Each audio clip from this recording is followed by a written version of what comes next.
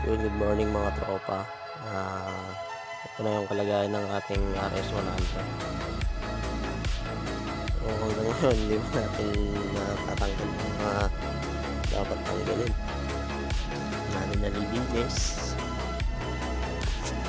Pasilip ko sa inyo yung engine niya, kung ang kalagayan ng engine. Ito na yung ilalagay nating head. Stock head. Linis lang natin yan. Tapos ito yung